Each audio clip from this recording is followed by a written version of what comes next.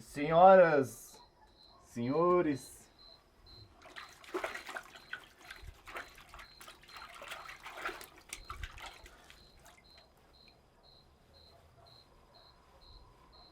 da academia.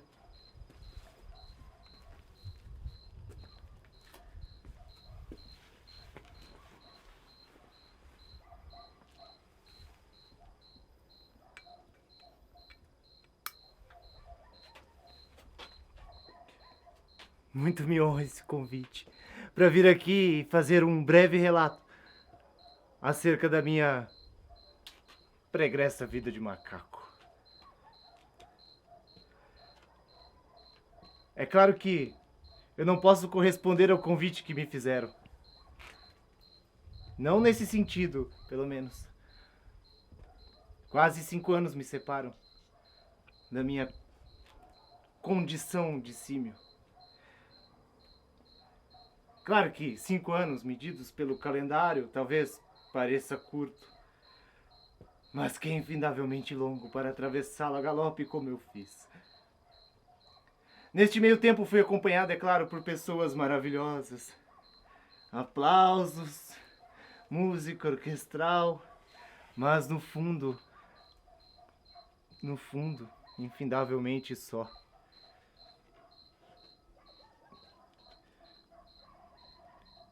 Era justamente a renúncia a qualquer tipo de obstinação, o supremo mandamento que eu havia me imposto.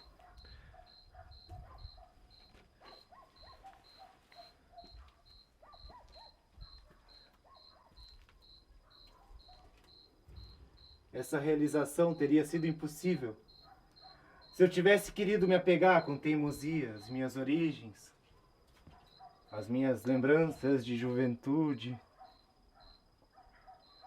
Eu sentia-me cada vez mais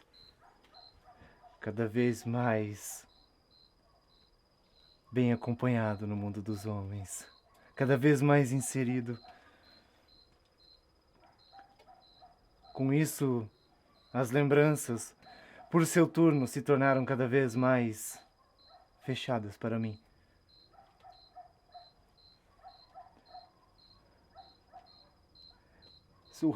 Se eu quisesse retornar, de início, o retorno estava disponível se os homens quisessem, diante do portal inteiro que o céu faz sobre a terra.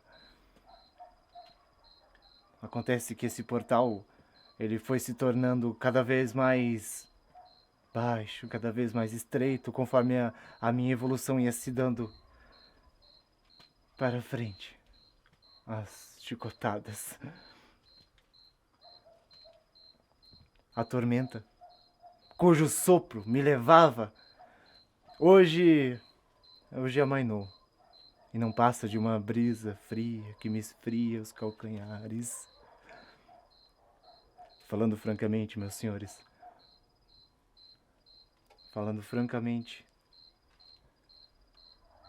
a sua origem de macaco está tão distante dos senhores quanto a minha está de mim. Por mais que eu goste de usar imagens nessas ocasiões,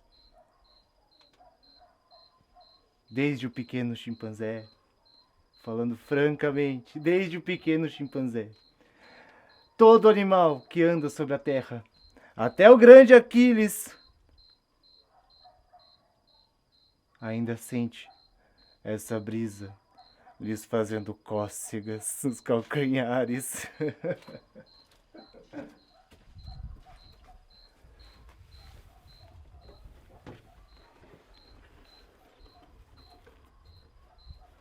A primeira coisa que eu aprendi foi um aperto de mãos. Um aperto de mãos é um gesto de franqueza. Não que eu pudesse ligar a palavra franqueza ao meu aperto de mão primeiro.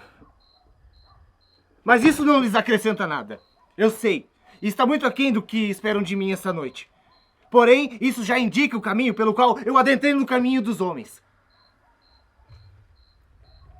E eu não poderia nem dizer a pequeneza que direi agora, a pequena história que se vai seguir se eu não tivesse completamente seguro de mim. Se meu lugar nos teatros de variedade de todos os lugares do mundo já não estivesse garantido.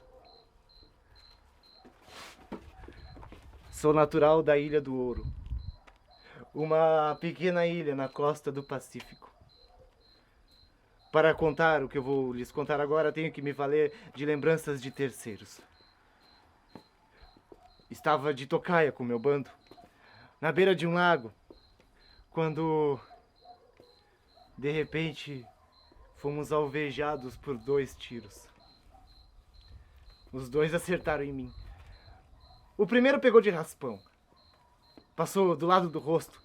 Deixou uma marca vermelha, ao qual eu devo o pequeno apelido de Pedro Vermelho. Infeliz apelido. Só poderia ter sido inventado por um macaco. Como se Pedro Vermelho me diferenciasse do macaco amestrado Pedro, morto não faz muito tempo. Também famoso em algum lugar. Em outro lugar. O segundo tiro, porém, acertou-me embaixo da anca. Esse me deixou inconsciente. Um escrevinhadorzinho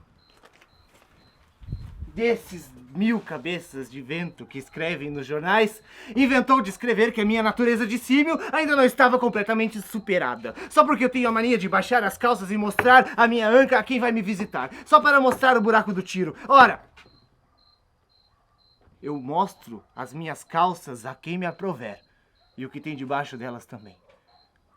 A pessoa não encontrará nada lá, a não ser uma pelugem bem tratada e um buraco de bala. Eu, macaco livre, posso fazer o que eu quiser. A verdade está exposta, está tudo posto à luz do dia. Às vezes, aquele que quer encontrar a verdade tem que abrir mão das boas maneiras, não é mesmo? Agora, se esse escrevinhadorzinho quiser baixar as calças por aí, vai soar estranho. Considero até um sinal de juízo se ele não o fizer. Mas que me deixe em paz com seus sentimentos sensíveis. Depois dos tiros, eu acordei. E agora começam as lembranças que vêm de mim mesmo. Estava num navio da empresa Hagenbach, empresa da qual eu tomei com o chefe dela umas boas garrafas de vinho. Sujeito muito bem apessoado, diga-se de passagem. Estava numa jaula. Não era bem uma jaula, tinham 3 grades cercadas por um barril. Era curta demais para poder sentar e baixa demais para ficar de pé.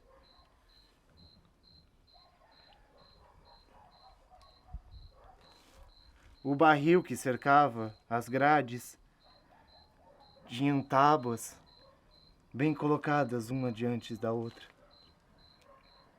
Mas ainda havia uma fresta pela qual, muito tempo depois, eu ainda ficava olhando. Não olhava pelas grades. Eu olhava só pela fresta. Não queria ver ninguém. A minha cabeça ficava virada para o escuro. Eu não queria luz. Quanta tristeza naqueles dias. Nunca havia me visto assim, sem saída. A minha rotina não passava de um triste lamber de um coco. Dar a língua a quem passava. Caçar umas pulgas.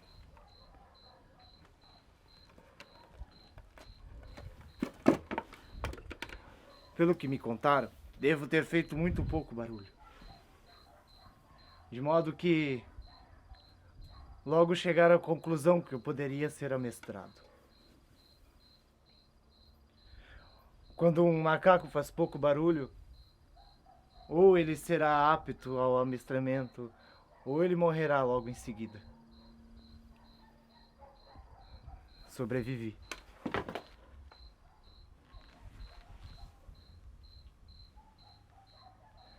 Sobrevivi nessa rotina infeliz. Tanto tempo.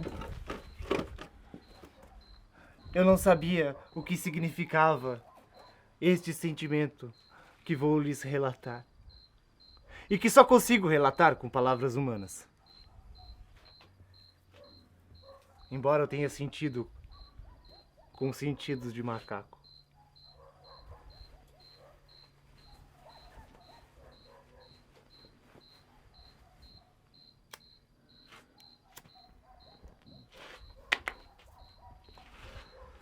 O sentimento de não ter uma saída. À direita ou à esquerda, ou acima ou abaixo. Em linha reta, ela não existia. Reparem bem que eu não uso a palavra liberdade. Eu tenho medo que não compreendam com seus sentidos o que eu quero dizer como saída. Eu não uso a palavra liberdade por querer. Porque liberdade não era o que eu queria. Eu queria uma saída. Em frente, à direita, à esquerda, tanto faz.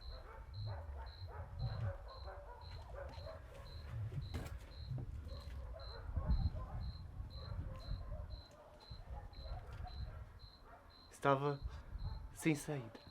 Tantos anos de macaco e eu nunca compreendi a palavra liberdade. Talvez porque, bem, o meu passar de tempo neste navio até que não era de todo ruim. As pessoas da empresa Hagenbeck não são de todo ruim, apesar de todas elas parecerem a mesma e nenhuma me interessar.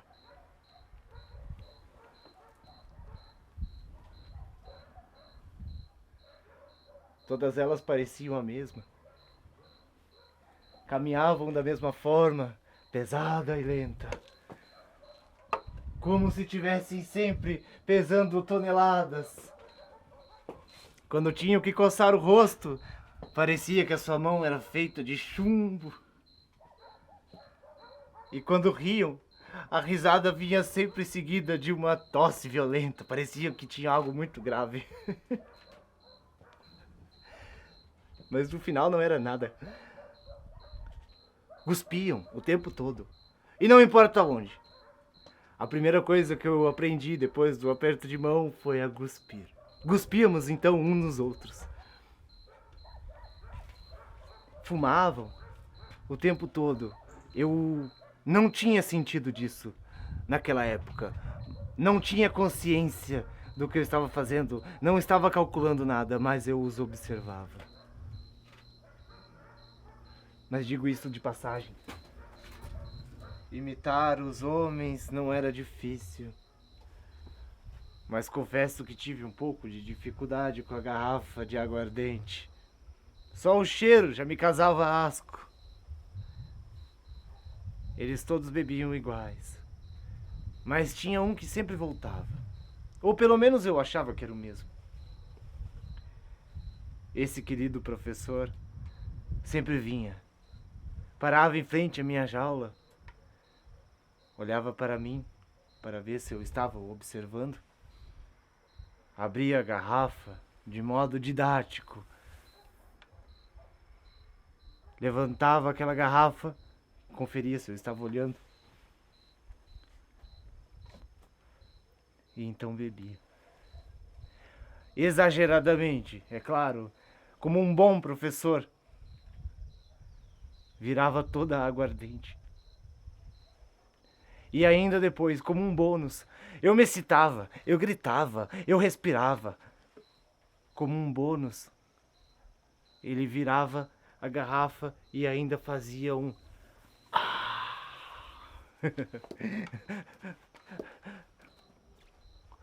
Como se já não bastasse isso. Eu exausto depois de assistir tudo aquilo. Ele me passava a garrafa. Como se fosse a hora da aula prática. primeira vez eu peguei a garrafa como um bom aluno.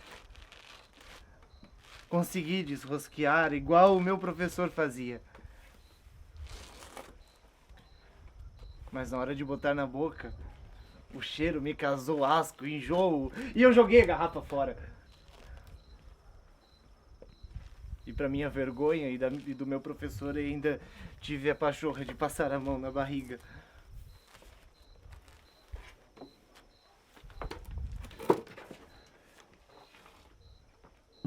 Toda noite ele voltava e repetia os ensinamentos.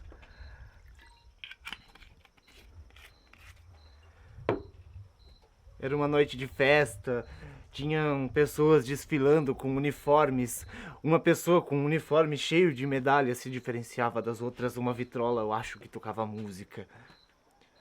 Alguém deixou a garrafa no canto. Então eu peguei. E conforme eu ia vendo os olhares se virando para mim, respirei e tomei. Todo aquele gosto, aquela ardência, aquela chama me impeliram em um olá. E foi assim que eu adentrei nos mundos dos homens.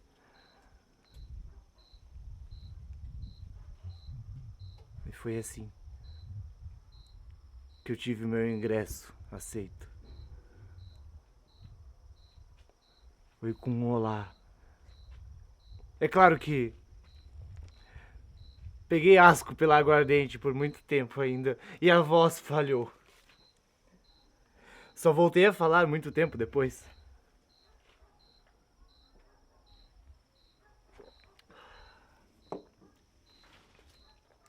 Mas já estava feito. O caminho já estava traçado. Eu e o meu professor havíamos conseguido. É claro que o caminho foi mais difícil para mim.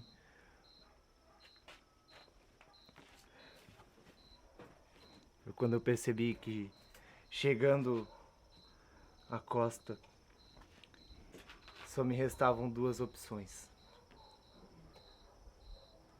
Ou o circo, ou o zoológico. Então eu disse para mim mesmo, o zoológico não. O zoológico é só mais uma jaula. O zoológico é só mais um lugar onde você vai passar a vida enclausurado. Vá para o circo de variedades. Como se eu tivesse alguma escolha. Não, liberdade eu não queria. Ao falar de liberdade, eu reparei que no circo havia alguma liberdade nos trapezistas, balançando de lá pra cá, segurando pelos cabelos uns aos outros, pelos dentes, dando cambalhotas. E eu gritava, isso é liberdade humana!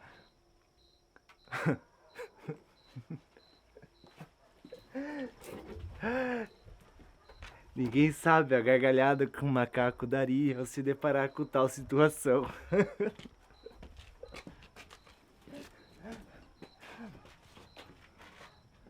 Depois, decidi me educar. Contratei 5 professores diferentes. Coloquei um deles em cada sala, fechada, quadradinha, e pulava de sala em sala. É claro que o meu primeiro professor foi parar numa casa de loucos. Mas ele saiu logo depois. Aprendi, meus amigos, porque se aprende, porque se precisa aprender. Aprendi, porque se precisa aprender. Hoje eu vivo bem. Tenho meu cafofo. Tenho amigos que, se eu precisar, basta lhes chamar que eles vêm e me perguntam o que preciso. Dou palestras quase todas as semanas. E tenho uma macaca que me espera toda noite no meu quarto. Mas eu só a vejo à noite e com as luzes apagadas. Porque eu não suporto o olhar do bicho amestrado.